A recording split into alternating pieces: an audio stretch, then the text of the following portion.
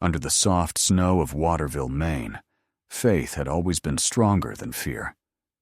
On Sunday mornings in early 2005, the air smelled of wood smoke and pine, and the town gathered at Grace Fellowship Church, a whitewashed building whose bell could be heard from the frozen river. Inside, beneath the vaulted ceiling and dim light of stained glass, Pastor Jonathan Mills preached about redemption, humility, and the dangers of sin that hid in plain sight. His voice was calm and resonant, the kind that made people feel safe.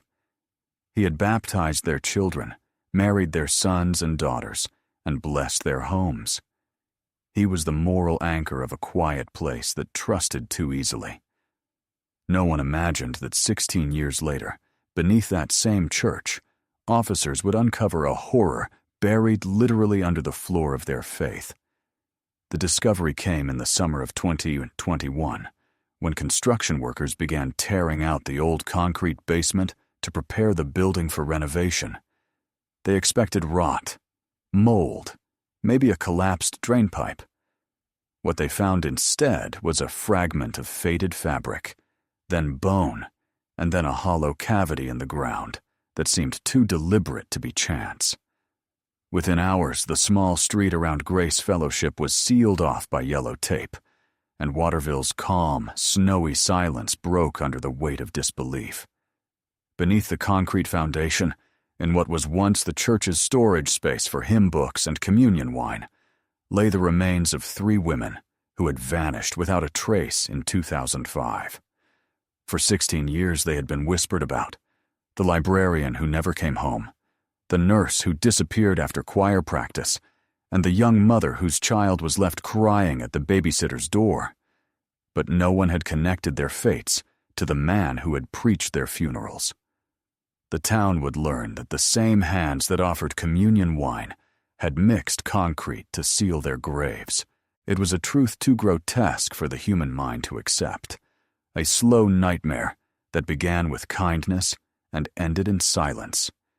In 2005, Mills was 42, tall and soft-spoken, with a mild smile that never fully reached his eyes. He arrived in Waterville after serving in smaller parishes across northern New England, bringing with him a reputation for counseling troubled souls. Parishioners admired his patience and his gift for listening. Women, in particular, trusted him. To them, he seemed like a protector, a man who could translate their pain into prayer. When Katie Morris, a gentle librarian with a quiet sadness in her voice, came to him seeking advice after her divorce, he offered her comfort and long, late meetings in the rectory office. Elizabeth Kane, a nurse exhausted from night shifts, sought him out after church one morning to talk about her growing doubts in faith. Sarah Hallen, a young single mother struggling to raise her toddler, found solace in his sermons about forgiveness. They entered his life one by one, drawn by his warmth, unaware that his version of salvation demanded complete submission. In the months leading up to their disappearances, he told his congregation about spiritual warfare, about cleansing oneself from the corruption of modern life. Some found his tone darker, more obsessive, but few dared question the pastor who had once paid their rent or prayed at their hospital beds. He spoke of purity as something to be restored through sacrifice. Later, investigators would piece together fragments of his notebooks, phrases that read like scripture rewritten for madness. They must sleep beneath grace to rise anew. For years, those words meant nothing. But that day in 2121, when forensic lights illuminated the cracked cement and the scent of decay rose through the sanctified air, the meaning became painfully clear. Grace Fellowship was never just a church. It was a tomb built with faith and denial. As snow fell outside and bells rang faintly from a neighboring chapel, officers carried out boxes of evidence, each one whispering the same question that would haunt Waterville for months. How many prayers had been said above that basement, while death waited below? And as news spread through the frozen town, a single sentence repeated like a curse and a warning. Under the house of God, 3 women had been waiting to be found. Waterville was the kind of northern town that existed halfway between a map and a memory, a place where winter seemed to last longer than in the rest of Maine, and where people still left their doors unlocked because they believed danger belonged to other places. The Kennebec River curved around the town like a ribbon of gray glass, freezing solid by December, while old wooden houses leaned against each other for warmth. Life there moved slowly. Everyone knew everyone's business, and gossip, like snow, traveled quietly but covered everything.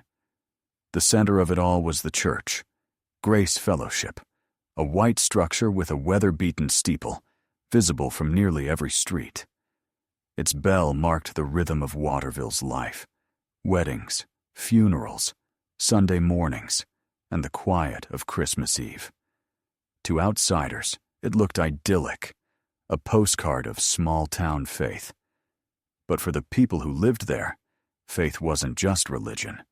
It was the glue that held the cold at bay. The pastor's sermons were broadcast on local radio. His words carried over the static into kitchens and diners, where people sipped coffee and nodded along. Mills was seen as a symbol of stability, a man whose calm voice could make sin sound like a misunderstanding rather than evil. When a storm hit, people checked on each other. When a child was born, casseroles appeared at the family's door.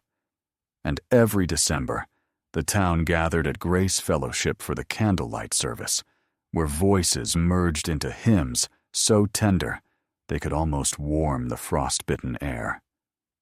There was comfort in the repetition, in knowing what would come next, and no one thought that comfort could ever turn to horror. Beneath the surface, though, small fractures were already forming. In the months before the disappearances, Waterville's economy had begun to shift. The paper mill that had supported generations was closing, and families were leaving. Despair, though quiet, was seeping into the streets, and Mills had begun to speak about it from the pulpit. His sermons took on a different tone, less about community, more about purification.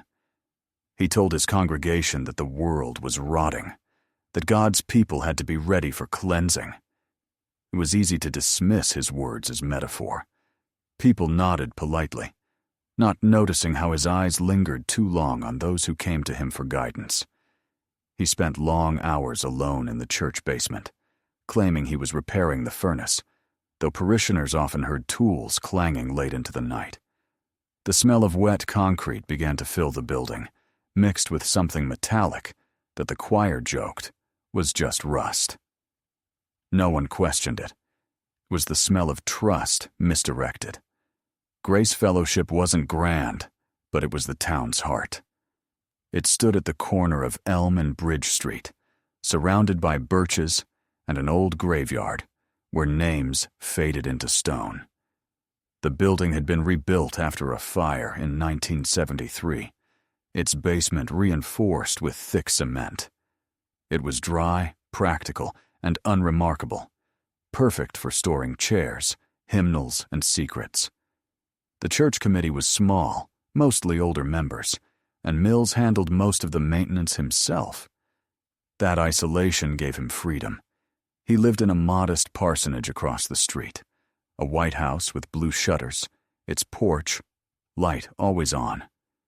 His routines were precise: morning walks, evening prayers, and visits to congregants in need. To the townspeople, he was discipline personified. To those who looked closer, he was something else entirely, a man who hid behind ritual like armor. When the first woman, Katie Morris, went missing in July 2005, Waterville didn't panic. She was quiet, reserved, recently divorced, and known to drive out to the coast when she needed solitude. Her absence was noticed, but not feared. 2 days later, Elizabeth Kane failed to show up at the hospital for her shift. That caused more concern, but it was midsummer, and Maine's woods were full of wanderers and runaways. The police treated the disappearances as separate events. Then, when Sarah Hallen vanished a week later, leaving behind her 2-year-old son, the tone shifted. 3 women, all from the same congregation, all gone within days of each other. Rumors began like embers, too faint to burn but impossible to extinguish. Some whispered about a cult, others about a drifter passing through town. Still, no one spoke the name of the man who led their prayers. For all its isolation, Waterville was built on reputation. To accuse the pastor would have been unthinkable, almost blasphemous. People needed him to be innocent, because if he wasn't, then the whole structure of trust that held the town together would collapse. As summer turned to autumn, flyers curled on telephone poles, candles burned at vigils, and the church bell continued to ring as if to drown out doubt. Parents told their children to come home before dark. Police combed the forests, dragged the river, and questioned strangers at gas stations. But the heart of the mystery lay not in the woods or the water. It lay under the church, sealed behind faith and concrete. The irony, cruel and exact, was that the entire time search parties prayed inside Grace Fellowship before heading out. They stood directly above the graves they were looking for, and when Pastor Mills closed each vigil with a soft, "Amen," no one noticed how his voice trembled. Not from sorrow, but from something darker, a private terror that the ground beneath his feet might one day speak. By the summer of 2005, the 3 women who would later be known as the Grace Fellowship victims had become woven into the fabric of Waterville's daily life. They lived ordinary routines that no one expected would end abruptly, and their quiet existence was a reflection of the town itself, modest, dependable, built on habit rather than drama. Katie Morris, the librarian, was the kind of woman who lived through books. She had grown up in Waterville, left briefly for college, and returned when her father grew ill. The library was her sanctuary. She organized reading programs for children and kept a small notebook filled with quotes about forgiveness. Those who knew her said she smiled often, but never easily, as though she were trying to convince herself that the world was still kind. She began attending Grace Fellowship shortly after her divorce, drawn by the warmth of the congregation and by the pastor's calm counsel. People noticed that she seemed lighter after services, as if prayer had given her back something she had lost. The truth, as later investigations revealed, was that the pastor had turned those sessions of comfort into something else entirely, exploiting her loneliness to satisfy an obsession he disguised as salvation. Elizabeth Kane's story was more public. She worked as a night shift nurse at the local hospital, a woman of discipline and compassion who rarely missed a day of work. Her colleagues described her as sharp but gentle, someone who held dying patients' hands long after monitors went silent. When her husband left her for another woman in early 2005, she sought refuge in the same church that had baptized her children. Pastor Mills offered her what seemed like sincere friendship.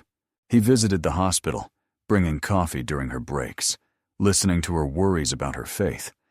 It felt natural, even comforting, until she began to sense the way his eyes lingered, how his questions turned from spiritual to personal.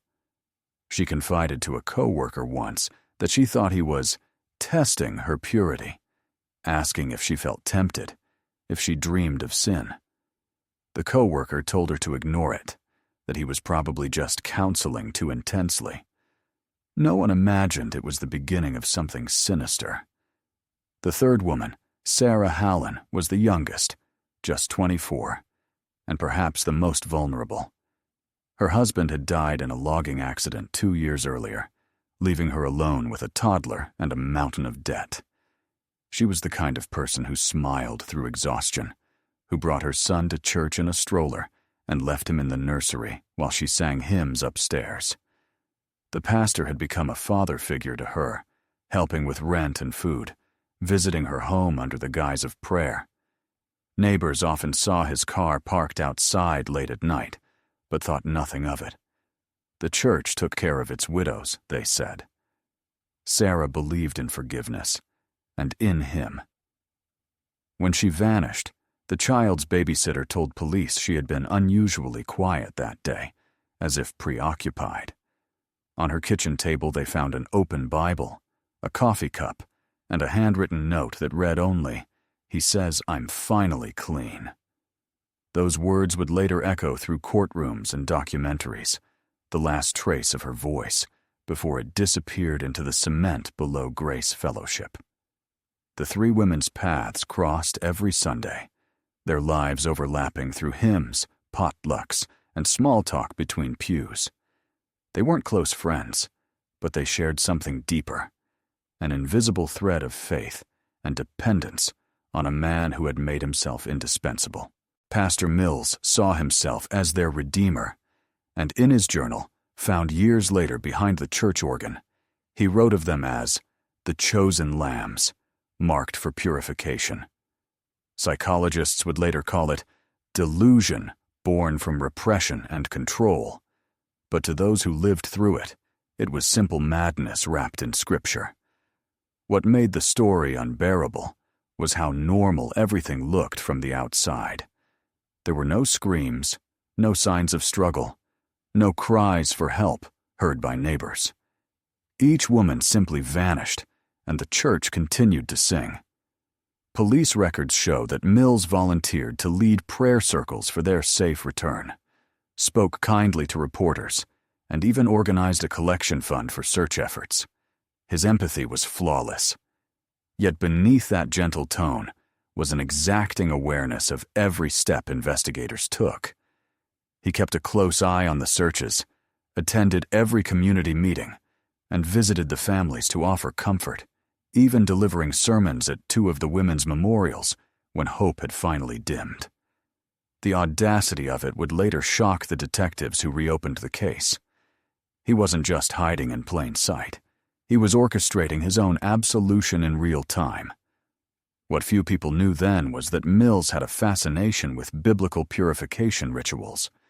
His early seminary records, uncovered much later, showed that he had once been reprimanded for conducting unorthodox private prayers involving symbolic cleansing with water and ash. That history was buried when he transferred parishes, but in Waterville, away from supervision, those practices grew darker. In the small basement of Grace Fellowship, among the pipes and concrete, he built what he called the Room of Renewal. It was soundproofed, sealed, and filled with religious symbols. To parishioners, it was simply a storage area. To him, it was a sacred chamber where he could enact his twisted notion of salvation. Each of the women, according to investigators, was lured there under the pretense of confession and prayer. Mills would later tell detectives that he believed he was freeing them from sin.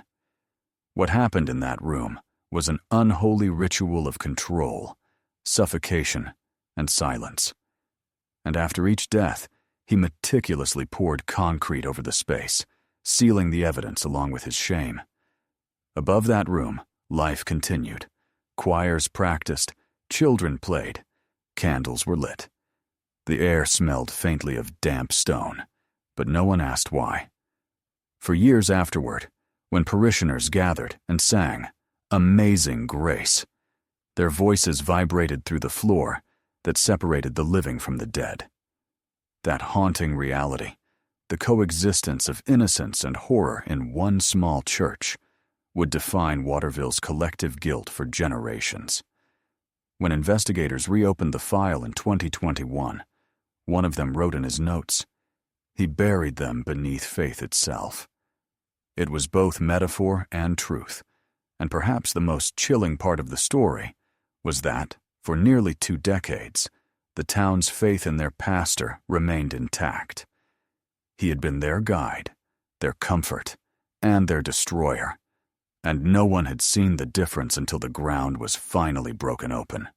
The week of the disappearances began like any other humid stretch of July in central Maine, when the nights never fully cooled, and the air in Waterville carried the scent of rain-soaked cedar. Nothing about those days suggested that they would become the most infamous in the town's history. On July 12, 2005, Katie Morris failed to arrive at work. The library director assumed she was ill and left a message on her answering machine, not knowing that her car sat abandoned behind the church, its driver's seat pushed far back, as though someone else had used it. That same evening, Pastor Mills told parishioners he would be staying late to prepare for Sunday's service, an excuse that sounded routine enough to draw no attention. The following morning, the small police department received 2 missing person reports, one from Katie's coworker and another from her landlord, who had found her front door unlocked and her cat mewing near an empty bowl. Detective Alan Royce, a veteran officer with a reputation for persistence, was assigned to the case. At first, it looked straightforward, perhaps an emotional breakdown, a spontaneous trip, or a suicide. Waterville had seen such things before. But then, 3 days later, the second disappearance occurred, and coincidence began to look less likely. Elizabeth Kane never returned home after leaving the hospital at dawn on July 15th. Her car was discovered in a grocery store parking lot 5 blocks from Grace Fellowship Church, keys still in the ignition, wallet on the passenger seat, and a small paper bag of apples rolling on the floor. It was the kind of detail investigators would later remember because of its ordinariness. She had planned to go home, to sleep, to eat breakfast. Instead, she vanished between one heartbeat and the next. When detectives canvassed the area, they interviewed church members, including Pastor Mills, who described Elizabeth as a troubled but devoted woman seeking spiritual renewal. His calm voice and flawless composure set him apart from the chaos around him. "I hope she finds peace," he said quietly, as if the matter were already concluded. 4 days later, the disappearance of 24-year-old Sarah Hallen shattered whatever illusion of normalcy still lingered. She had left her child with a neighbor, saying she needed to speak with Pastor Mills about something important. She never came back. That final vanishing drew a thread through all 3 cases, and suddenly, the police found themselves facing what they feared most: a possible serial abduction. Panic crept into Waterville's routines. The local news ran back-to-back stories about the missing church women, and residents started locking their doors, something unheard of in that town. Volunteers printed flyers with smiling photographs and taped them to telephone poles and store windows, their edges curling in the humid air. Candlelight vigils formed on the church steps. Pastor Mills led the prayers, his voice trembling just enough to seem human. "They are our daughters, our sisters," he told the crowd, "and God will guide them home." Those words, later replayed on every news broadcast, would haunt the people who heard them once the truth was known. Behind the scenes, investigators struggled to find direction. Phone records led nowhere. The women's credit cards remained unused. No bodies, no signs of struggle, no witnesses. The only link was geography. Each woman's last known location circled the church like an orbit. But without evidence, suspicion alone meant nothing. When police requested permission to search the church property, the deacons agreed without hesitation, perhaps expecting to clear the pastor's name once and for all. The search took place on July 20th. Officers combed the sanctuary, the classrooms, and the small parsonage across the street. The basement, however, was deemed safe after a quick look. It was dry, dimly lit, and smelled of cleaning chemicals. A freshly poured layer of concrete covered part of the floor near the furnace, but the officer who noted it assumed it was part of recent repairs. The pastor had explained that the old drainage pipe had leaked that spring, and his explanation was so ordinary, so calmly delivered, that no one questioned it further.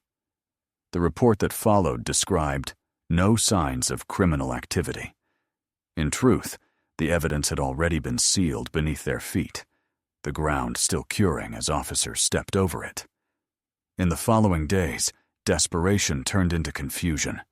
Leads multiplied and collapsed.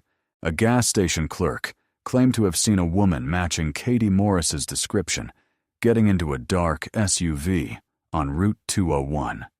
The sighting was never verified. A fisherman reported finding a woman's shoe on the riverbank. It belonged to no one involved. Theories began to divide the community. Some believed the women had joined a religious sect. Others suspected a traveling predator. Mills encouraged prayer over suspicion, reminding everyone that faith, not fear, would bring clarity. The police, exhausted and short-staffed, began to accept the possibility that the women were dead, though they had no proof to confirm it. By August, the story had reached regional news. Reporters swarmed the town, standing outside Grace Fellowship with cameras and microphones, filming the stoic pastor as he comforted tearful families. He never refused an interview, never lost his calm. In one clip that later resurfaced during the trial, a journalist asked if he felt responsible for the disappearances, given that all three women had attended his church.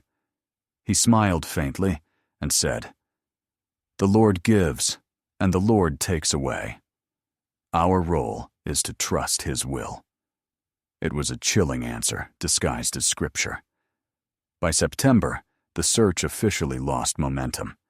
The police department, overwhelmed and under pressure, filed the investigation as open but inactive. Missing person posters faded in the rain. Katie's parents moved away. Elizabeth's ex-husband stopped answering reporters' calls. Sarah's child was placed in the care of relatives. Grace Fellowship's attendance dwindled, but never ceased. On Sundays, Mills preached about endurance, about God's tests, and the patience required to endure them. Some congregants left in discomfort, but most stayed, clinging to faith like a raft in rising water. Over the years, the story of the three missing women turned into a local myth, a tale whispered in diners and at gas stations, a warning not to drive alone at night, not to trust strangers, not to wander too far from the familiar. No one considered that the monster they feared had lived among them, greeting them each Sunday with a smile and a blessing. Beneath the hymns, beneath the sermons, and the lingering incense, the truth waited, silent and patient. The concrete in the basement hardened, sealing in both the evidence and the town's willful blindness. It would take 16 years, a renovation, and a single crack in that floor for the voices of the missing to finally rise again. When the investigation began in earnest, Waterville had already lost its innocence. The first weeks after the third disappearance turned the quiet town into a hive of patrol cars, reporters, and frightened families who peered through their curtains at the sight of flashing blue lights drifting down their streets. Detective Alan Royce and his small team set up headquarters in a borrowed room at the municipal building, the smell of stale coffee and damp paper mingling with fatigue. Every available officer was called in to assist with searches that stretched from the riverbank to the outer woods. Royce was methodical, almost obsessive, known for building timelines that ran across walls like spiderwebs of red string and photographs. He began to notice patterns that unsettled him. All three women had been seen near the church within hours of their disappearances. All three had received personal phone calls from Pastor Mills during the preceding week, and all three had told friends they were planning to meet him for counseling. Yet when questioned, Mills insisted that those meetings never happened. He smiled politely, folded his hands on the table, and quoted scripture about false accusations. He said he had counseled them often, but that each woman had been troubled in her own way, struggling with guilt, faith, and loneliness. His tone was steady, his eyes unblinking, and his record spotless. The church board vouched for his honesty. The congregation defended him. And without evidence, Royce could do little more than record his unease in the file. "Something in his calm feels rehearsed," he wrote in the margin of his notes, a line that future investigators would later highlight. As the summer dragged on, the case grew colder by the hour. The local newspaper printed appeals for information alongside grainy photographs of the missing women, and volunteers combed through forests where mosquitoes swarmed thick enough to turn the air black. Divers searched sections of the Kennebec River, pulling up driftwood, debris, and the occasional rusted car part. Nothing connected to the victims was found. Tips poured in, hundreds of them, each one a whisper of hope that dissolved upon inspection. Someone claimed to have seen Katie Morris in a grocery store in Bangor. Another insisted that Sarah Hallen had been spotted boarding a bus to Boston. All were false. The town's energy turned inward, and suspicion began to feed on itself. Strangers were glared at, neighbors whispered behind closed doors, and the police were accused of incompetence. Royce, who had spent 20 years in law enforcement, knew what the silence after a burst of hysteria meant. The community was surrendering. Still, he could not shake his instincts about the church. He returned several times, each visit under a different pretext, checking the boiler, reviewing donation logs, examining the grounds with a cadaver dog that sniffed aimlessly around the garden before lying down in the shade. Nothing. The basement looked immaculate, the concrete smooth and freshly painted, the smell of disinfectant thick enough to sting the eyes. The pastor explained that he had cleaned the space after the police search to remove mold. Royce made a note, but lacked grounds for further warrants. He left that day, under the impression that whatever truth lingered, there was buried too deep to reach. Meanwhile, the media had begun to circle like vultures. National outlets arrived with satellite vans, broadcasting live from the church parking lot, turning the tragedy into spectacle. Interviews with relatives of the missing women aired nightly. Candlelight vigils were televised. Prayer lines jammed with callers offering theories and prophecies. It was a grotesque kind of attention, equal parts empathy and intrusion. Mills handled it flawlessly. He invited reporters into his office, offered them tea, and quoted psalms about faith in darkness. Viewers described him as the face of composure, a man suffering alongside his flock. He even organized a public fast, urging townspeople to pray for deliverance from evil. Behind closed doors, though, the strain showed. Parishioners noticed his sermons growing more feverish. He spoke about temptation and cleansing, about the weakness of women, about the danger of sin hidden behind beauty. His words unsettled some, but thrilled others, who longed for order amid chaos. In small towns, certainty is more comforting than truth. By October, the investigation had burned itself out. State police took over briefly, reviewed the files, and returned them with the same conclusion: insufficient evidence. Without bodies, without witnesses, the case could not advance. Royce drove to Portland to meet with a forensic consultant, hoping that technology might find something the human eye missed. The consultant suggested re-examining soil samples from the church grounds, but the lab budget was already exhausted. When Royce returned to Waterville, he found the mood different, quieter, resigned. The search parties had stopped. The families of the missing women withdrew into private mourning. Life in town resumed its routines, though the air felt thinner, as if everyone were holding their breath. On the first anniversary of the disappearances, Grace Fellowship hosted a memorial service. The sanctuary was full, the pews lined with candles and photographs. Royce attended, standing in the back. He watched as Mills stepped to the pulpit, his robe gleaming white under the dim light, and began to speak about the mystery of God's will. His words were eloquent, deliberate, and devoid of genuine sorrow. "Some are called home early," he said. "We cannot question his reasons." The congregation nodded through tears, and Royce felt a wave of nausea. Everything about the scene, the hymns, the flowers, the pastor's calm voice, felt orchestrated, almost theatrical. Yet without evidence, his suspicion remained just that, an intuition echoing in an empty file. In the years that followed, the investigation became one more folder in the cold case cabinet. Royce retired in 2009, his notes filed away, his warnings forgotten. The church continued to function, though attendance waned. A new assistant pastor joined briefly, then left without explanation. Locals spoke of strange sounds in the basement during winter services, the clang of pipes or the thud of settling concrete, but chalked it up to age and weather. Time smoothed the rough edges of fear until the story became folklore. Parents warned their children not to walk near the church after dark.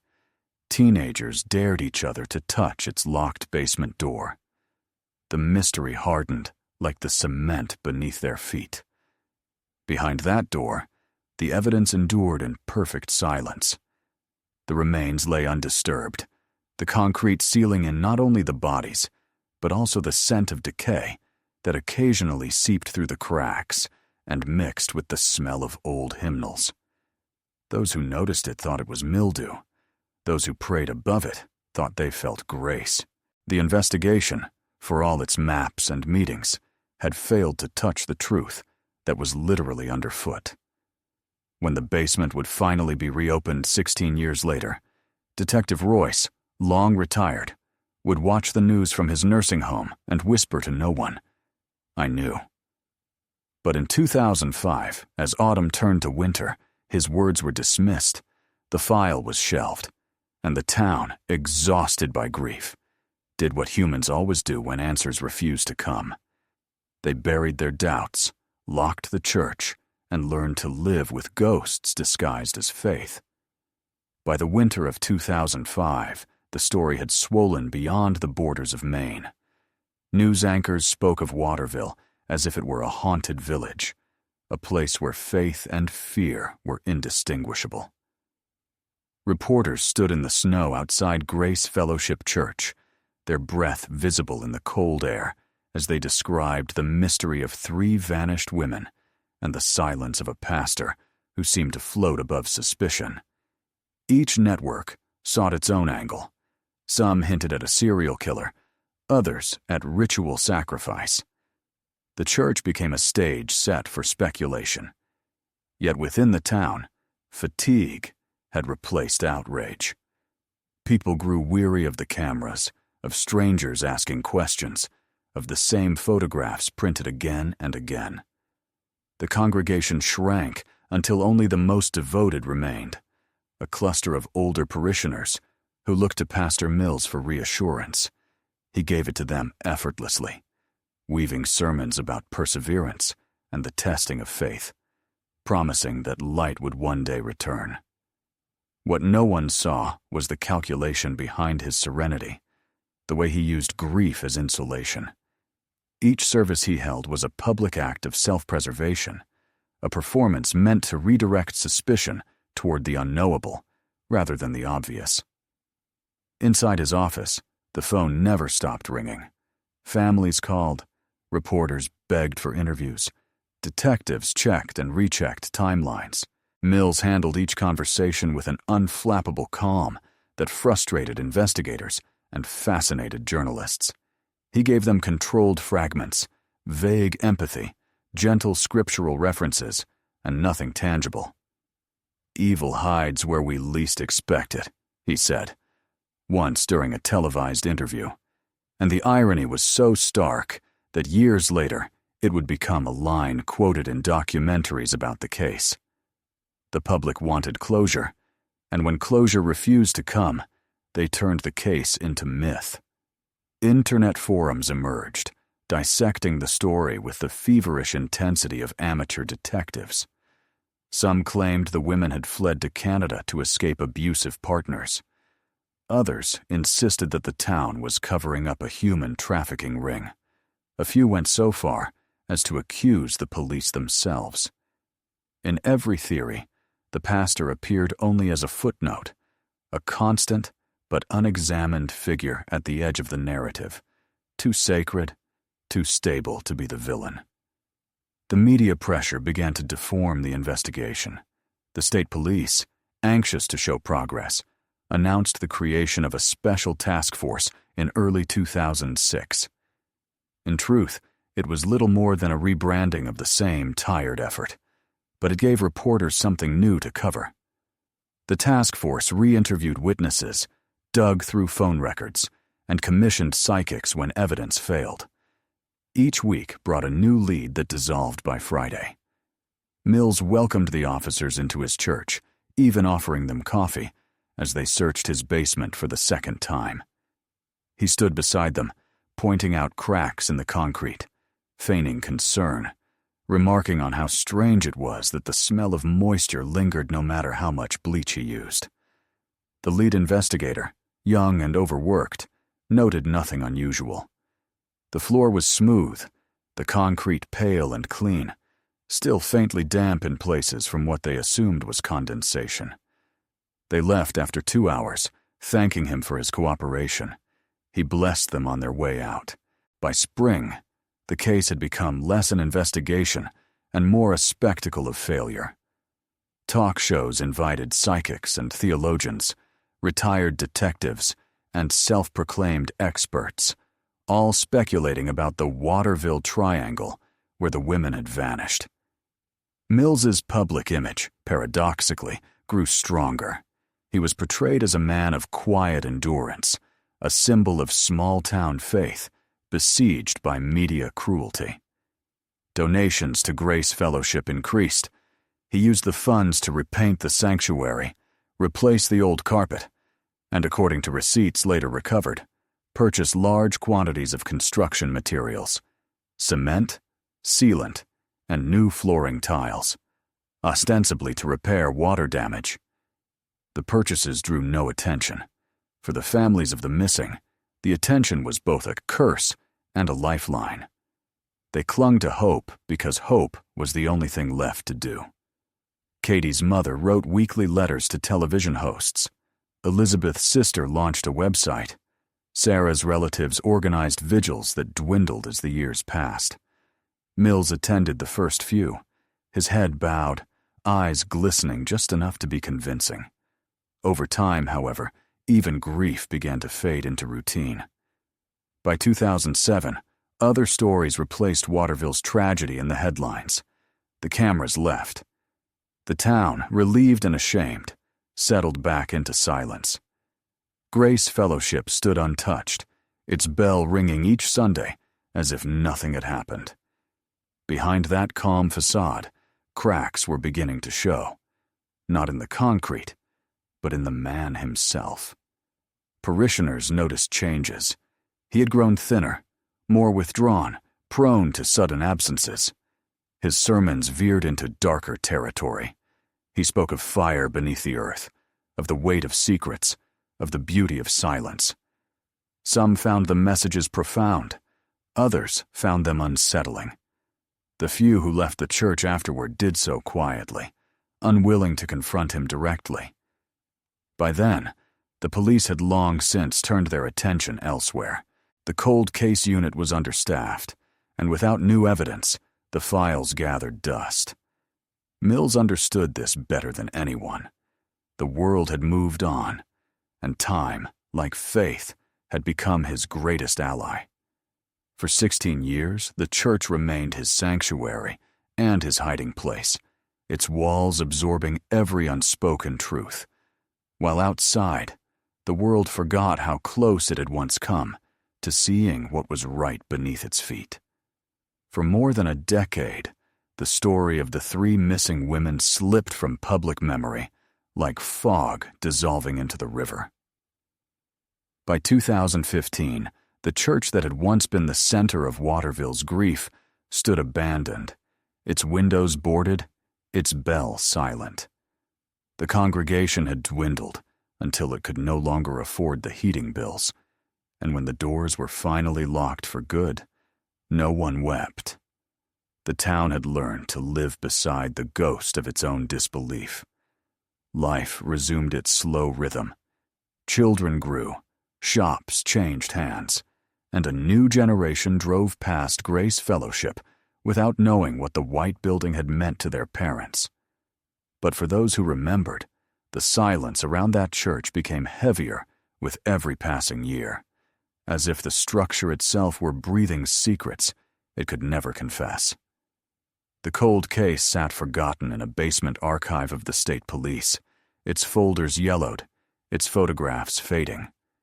The last detective to touch it had retired in 2010. He had written a single note in the margin of the final report. If the truth exists, it lies beneath. No one read it again. Pastor Mills had long since vanished from Waterville. After the church's closure, he drifted between small towns across New England, taking temporary positions at struggling congregations, never staying longer than a few months. Each time he moved, he left behind a vague sense of unease, a congregation grateful for his eloquence, but relieved when he departed. He grew older, grayer, quieter. In public, he appeared devout. In private, he was haunted by his own creation. His nights were restless, his mind circling the same memory.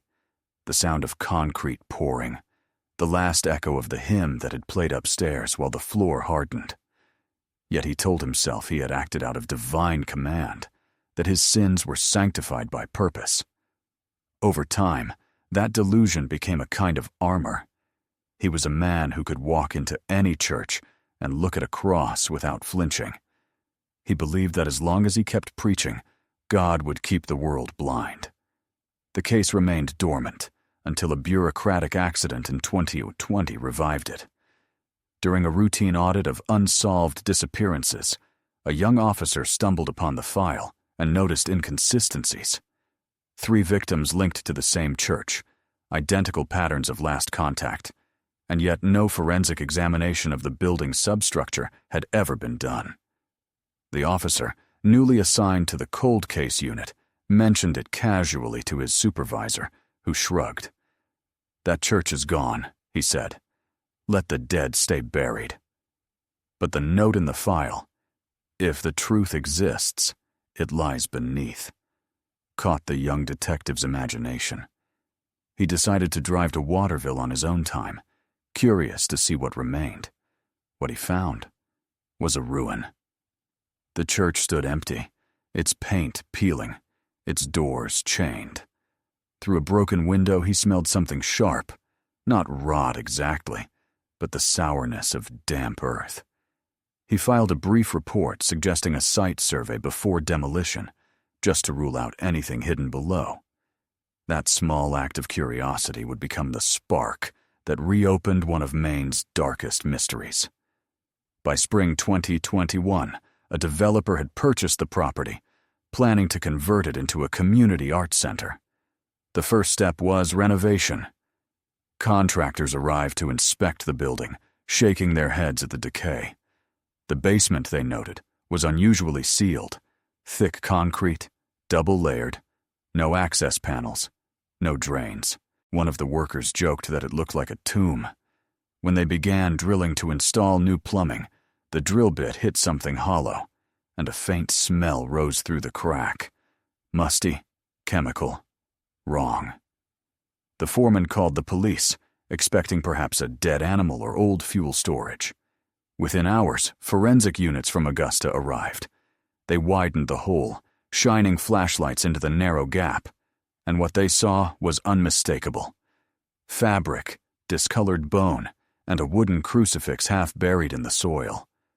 The discovery froze the room. The lead technician, who had never been to Waterville before, turned to his colleague and whispered, "It's them." Word spread faster than any broadcast. By nightfall, The small street was flooded with squad cars, reporters, and onlookers who had once attended services there as children. The church's name trended online within hours, and the next morning, national media arrived. The forgotten tragedy of 2005 had burst back into the present, like a wound reopening under pressure. Excavation began the following day, under the supervision of the state forensic team. The floor was cut open carefully, inch by inch, revealing a chamber that had been sealed with extraordinary precision. Inside were 3 sets of remains, laid side by side, wrapped in decomposed cloth. Each skull bore signs of compression. Each hand was positioned as if in prayer. Between them lay fragments of hymnals and pages from a Bible soaked in mineral residue. On one page, a fingerprint, preserved by moisture, was still visible. The technicians lifted it delicately, and the lab later confirmed it matched the long-retired pastor's record from seminary archives. The evidence was indisputable. What had been rumor was now truth, and what had been faith was now crime. When the news broke, the state attorney's office reopened the case, assigning a new task force. They traced Mills to a small town in Vermont, where he lived under his own name, preaching occasionally at nursing homes. He was 61, frail but lucid. When officers arrived at his door, he didn't resist. "I knew this day would come," he said quietly. As they led him away, reporters shouted questions, and he smiled faintly, the same calm smile he had worn 16 years earlier when he prayed for the women's return. Inside the Waterville police station, the chief looked at the recovered Bible pages and whispered, "We've been praying over their graves this whole time." The revelation tore through the community. People who had once defended the pastor now felt complicit in the lie. The reopening of the case reignited old grief, but it also offered something that had been absent for years: a direction. The cold had finally cracked, and what spilled out was unbearable, yet necessary. The town that had forgotten learned again how to remember. And as the sun rose over the ruin of Grace Fellowship, light poured through the shattered windows, striking the raw earth of the uncovered basement. It glimmered faintly, as if the building itself were exhaling the truth it had kept hidden for so long. That morning, the first headline appeared on national news. "Maine cold case solved.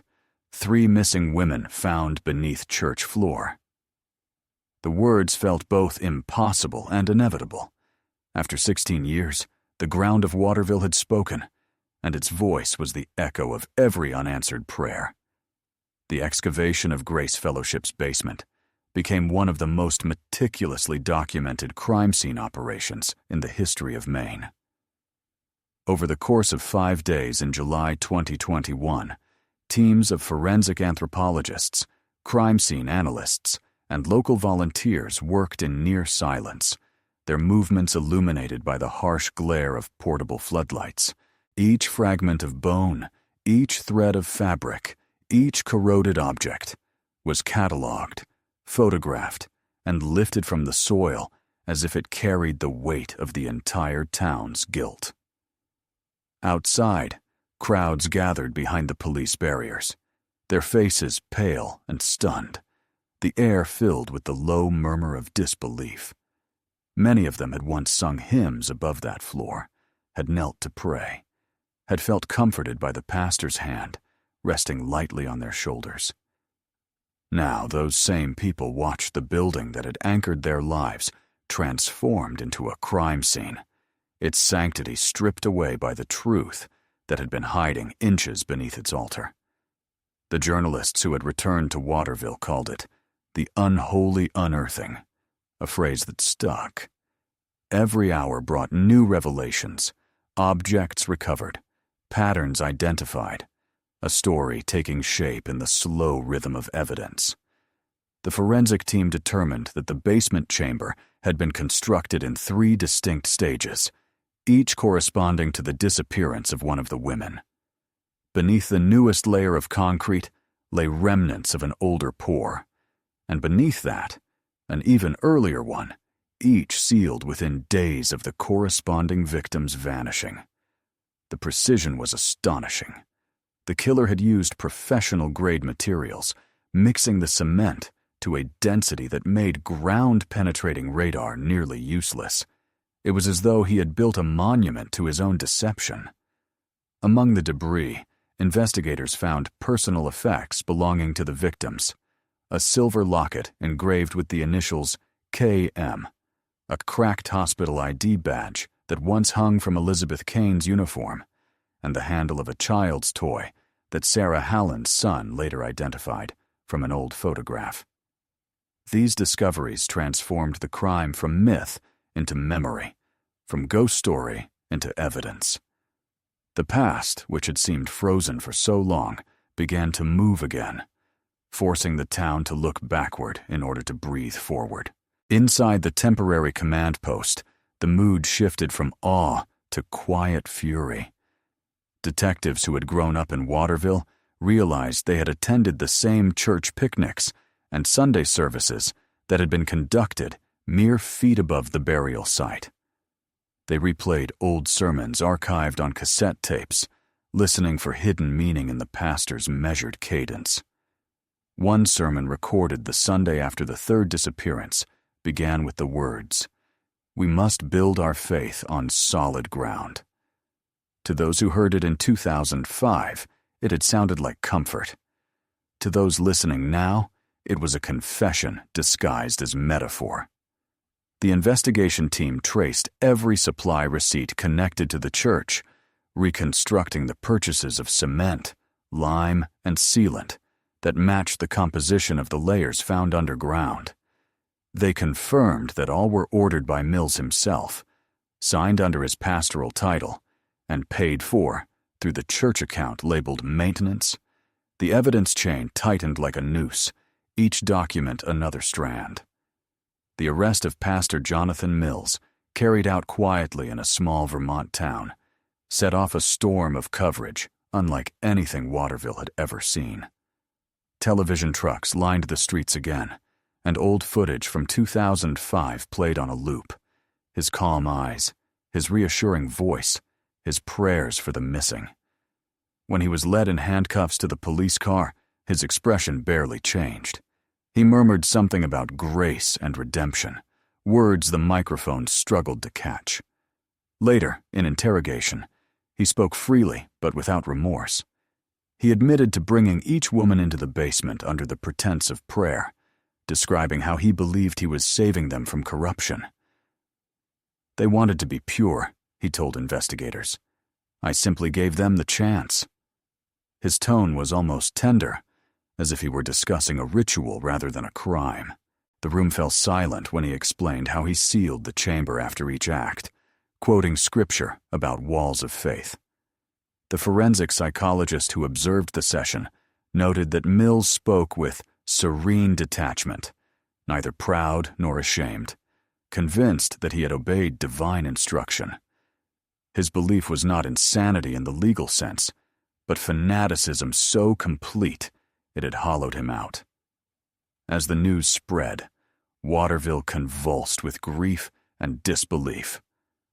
Former parishioners gathered at the police barricades, some crying, some shouting, others standing motionless, their faces drained of color. "He baptized my children," one woman said through tears. "He buried my father. How could he do this?" The question had no answer. The governor issued a statement calling the discovery a profound tragedy rooted in betrayal, while the Bishop of Maine declared a public day of mourning for the victims. The town held a vigil outside the church ruins, hundreds of candles flickering beneath the twilight sky. For the first time since 2005, the names of Katie, Elizabeth, and Sarah were spoken aloud, not as mysteries, but as people who had finally been found. The sense of relief was inseparable from horror. Every word of prayer carried the undertone of guilt, as if the entire town were seeking forgiveness for its blindness. Meanwhile, the evidence continued to unfold. Forensic analysis confirmed that the deaths had occurred within hours of the women's last known sightings, each by asphyxiation. No drugs were found in their systems, suggesting they had trusted him until the final moment. The autopsy revealed no signs of struggle, no fractures, only the faint imprint of fabric near the nose and mouth, perhaps a cloth used to muffle prayer into silence. The scientists who handled the remains described an atmosphere of reverence bordering on ritual. One of them later said in an interview, "It felt like we were dismantling a false church, one layer of cement at a time." The phrase captured the collective emotion, sorrow mixed with grim resolve. When the recovered artifacts were displayed at a temporary memorial inside the town hall, people came from miles around to pay respects. The locket, the badge, the fragments of hymnal, all placed beneath glass, illuminated by soft white light. Children asked questions their parents couldn't answer. Reporters noted that the silence in the hall was deeper than any sermon. For Waterville, the revelation had torn open not only the truth of a crime, but the illusion of safety that had defined the town for generations. The faith that had once blinded them now demanded a new form of belief in justice, in truth, in the courage to confront what had been buried beneath their own devotion. As the excavators finished their work and sealed the site, one final object was found, wedged between the concrete layers, a small brass key attached to a tag, engraved with the words, "Office, Grace." Investigators realized it belonged to the pastor's study, a room that had been cleared and sold years earlier. The key was kept as evidence, but to the people who had followed the case, it became symbolic, the last link in a story of concealment and revelation. Everything about Grace Fellowship had been locked, the doors, the hearts, the truth. Now, for the first time, the key had turned. And though the church stood empty, its bell long silent, the air around it seemed to vibrate with a single, unmistakable message. The earth remembers what people choose to forget. And one day, every buried secret will rise. The arrest of Pastor Jonathan Mills in the summer of 2021 ignited a firestorm that reached far beyond the borders of Maine. For 16 years, his name had been spoken with reverence, a symbol of moral steadfastness in a town built on quiet faith. Now, it appeared in headlines alongside words like murderer, predator, and false prophet. When the news broke, reporters camped outside the Waterville courthouse, their cameras trained on the doors through which the frail, gray-haired man would appear. He looked nothing like the pastor frozen in the old photographs. His once smooth face was lined and pale, his eyes distant, yet oddly tranquil, as if he had already accepted his fate long before his arrest. The townspeople who gathered behind the barricades watched in silence, some crying, some shaking their heads, others whispering prayers that had lost their certainty. The man who had once blessed their children now stood accused of entombing 3 of their own beneath the very floor where he had preached salvation. Inside the courtroom, the proceedings felt less like a trial and more like a reckoning. The prosecution presented its evidence with a calm, methodical precision that mirrored the killer's own meticulousness. Photographs of the excavation were displayed on large screens. The concrete layers, the artifacts, the remains positioned with ritualistic symmetry. Every image was accompanied by a timeline, every date by a receipt, signed in Mills's careful handwriting. Forensic experts testified about the chemical composition of the cement, proving it matched the materials purchased through church accounts. Former parishioners described the pastor's growing obsession with purity and cleansing, his late-night work in the basement, the strange metallic odor that had lingered long after he claimed to have repaired the plumbing. Each witness chipped away at the myth of righteousness he had built around himself, revealing instead a man consumed by delusion and control. When Mills finally took the stand, the courtroom fell into an almost reverent silence. He spoke slowly, with the same deliberate rhythm that had once captivated his congregation. His defense attorney had advised him to express remorse, but he offered none. Instead, he framed his actions as divine necessity. "They were chosen," he said softly, his voice carrying through the hushed room. "They came to me broken, filled with sin. I saw their pain, their yearning to be pure again. I did what I was commanded to do."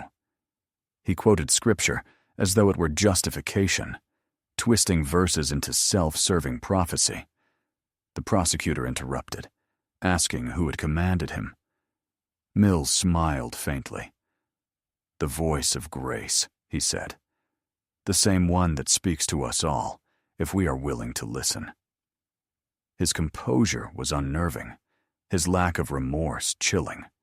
Even the judge, who had presided over hundreds of criminal cases, described later that there was something hollow and infinite in his tone, as if he truly believed that he had built a sacred tomb rather than committed murder. The testimony of the victims' families shattered whatever calm had remained in the courtroom. Katie's mother, now frail and trembling, spoke through tears about the years she had spent writing letters to television stations, begging them not to forget her daughter's name. Elizabeth's sister described the nightmares that had haunted her since the discovery, how she could no longer enter a church without feeling suffocated. Sarah's son, now grown, took the stand last. He stared directly at Mills and said, "You told her she was safe with you. You told her God would forgive her. You buried her and kept preaching about light. You don't get to call that grace." His words hung in the air, heavy and final. Mills didn't respond, but for the first time his gaze faltered, drifting toward the floor as if something inside him had cracked. Outside the courthouse, Waterville became a place divided between disbelief and rage. Protesters held signs demanding justice, while others gathered in quiet prayer circles, struggling to reconcile their faith with what had been done in its name. The town's churches organized joint vigils, moments of collective grief that blurred the line between religion and atonement. Journalists swarmed the streets, interviewing anyone willing to speak. Some residents admitted that they had once defended Mills publicly, insisting he could never harm anyone. "He was the only one who made sense after they disappeared," one elderly parishioner said, her voice shaking. "Now I don't know what's real anymore." The trial forced the community to confront its complicity, the way trust had become blindness, and how evil had disguised itself as virtue. The defense attempted to plead insanity, citing religious psychosis and delusional disorder. Psychiatrists examined Mills extensively, but concluded that he was legally sane, fully aware of his actions, and capable of understanding their consequences. What drove him, they said, was not madness, but conviction, a distorted theology rooted in power and fear. He had seen himself as both shepherd and judge, the arbiter of spiritual purity. When asked by the court-appointed psychologist whether he regretted his actions, Mills replied, "Regret is for those who doubt their calling." That statement sealed his fate more effectively than any piece of evidence. The jury deliberated for less than 4 hours. When they returned, the forewoman's voice trembled as she read the verdict. Guilty on 3 counts of first-degree murder. A murmur rippled through the courtroom, part relief, part disbelief. Mills remained motionless, his hands folded as if in prayer. When the judge sentenced him to life imprisonment without the possibility of parole, he simply nodded once, his lips moving soundlessly, perhaps reciting one last verse to himself. The aftermath of the conviction rippled outward like shock waves. In prison, Mills became a subject of psychological study, his writings analyzed by criminologists, searching for insight into the fusion of faith and pathology. He filled notebooks with scripture interspersed with cryptic phrases. They sleep in grace, faith beneath stone, 3 lights under 1 cross. He never admitted guilt, nor did he apologize. He was, as one reporter described, a man who mistook his own darkness for divine instruction. Back in Waterville, the church building was condemned and later demolished, though not without debate.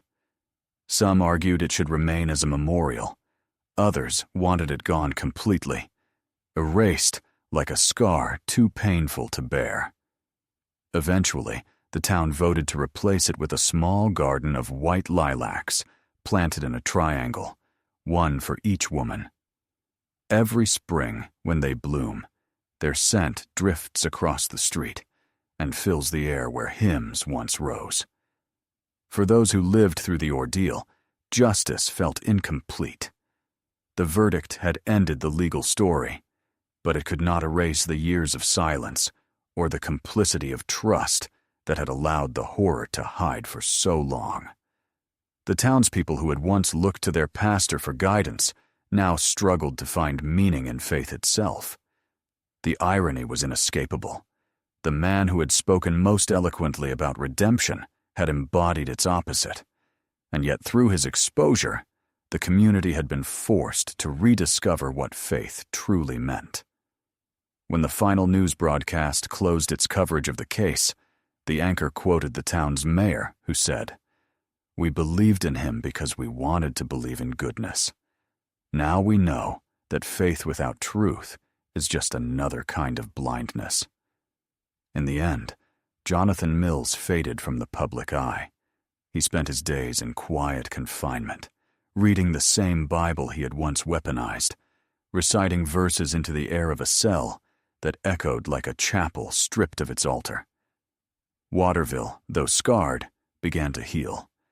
The lilacs grew taller each year, their blossoms spreading beyond the garden wall, scenting the wind with something that felt like absolution.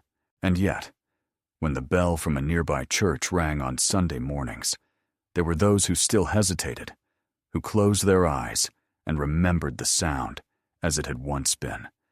The tolling above a secret grave, the call to prayer that no one had realized was also the call to silence. In the years that followed the trial, Waterville began to remake itself, not by forgetting, but by confronting what had been hidden in plain sight. The land where Grace Fellowship once stood was leveled and replanted, its foundation removed stone by stone until only raw soil remained. What had once been the church's basement, cold, silent, and unholy, was transformed into a memorial garden designed by local volunteers and the families of the 3 women. The townspeople planted lilacs and white roses in a circle, surrounding a simple stone engraved with their names: Catherine Morris, Elizabeth Kane, Sarah Hallen. No cross, no scripture, only a line chiseled by hand. Truth is grace. Every spring, when the flowers bloom, their scent drifts through the streets and down toward the river, where the reflection of the sky shifts from gray to blue, as if the town itself is exhaling at last. It became a place of quiet pilgrimage for those who had known the victims, and for strangers who came seeking to understand how faith could turn to horror without anyone noticing. For the survivors, those who had once been part of the congregation, the years after the revelation were marked by an uneasy mixture of guilt and renewal. Many spoke of nightmares that would not leave them, dreams in which hymns echoed beneath the earth, or the pastor's voice whispered through cracks in the floor. Yet others found unexpected peace in acknowledging their blindness. The realization that evil could wear the face of holiness stripped away the complacency that had defined the town's faith for generations. Out of shame grew vigilance. Out of grief, compassion.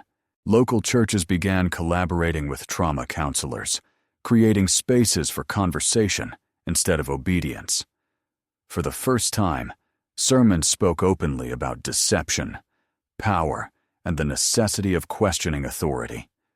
The town's older residents, who had once defended Mills, now taught their grandchildren that silence is the most dangerous form of devotion.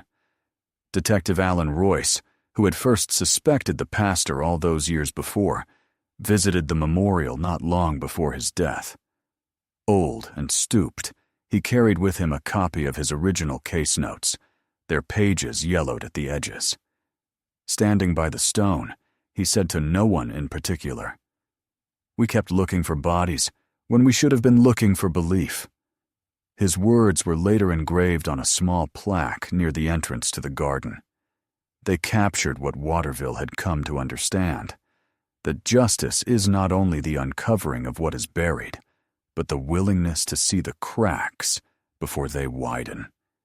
In 2024, nearly 20 years after the disappearances, the state erected a plaque designating the site as a historical landmark. Schools began teaching the case as part of a course on moral psychology and the dangers of authority unexamined. Documentaries, podcasts, and books followed, turning the once-forgotten tragedy into a warning heard far beyond Maine. Yet within Waterville, there was no appetite for sensationalism. The town's people had lived the story. They did not need it retold. They tended the garden, repaired the benches, and kept the space open through donations. Each year, on the anniversary of the discovery, they lit candles at dusk, their flickering light mirrored in the windows of the rebuilt community center nearby. It was not a vigil for sorrow, but for endurance. The quiet insistence that even the darkest truth, once revealed, becomes a form of light. And so, life in Waterville returned, different, but intact. Children played where the church had once stood, their laughter mingling with the wind. On Sundays, the bells from the new chapel across town rang clear, unburdened by ghosts. Those who paused to listen could almost hear beneath the chime a deeper, softer echo, not of fear, but of remembrance. Because some stories never end in silence, they end in truth, and truth, however painful, is the only prayer that never dies.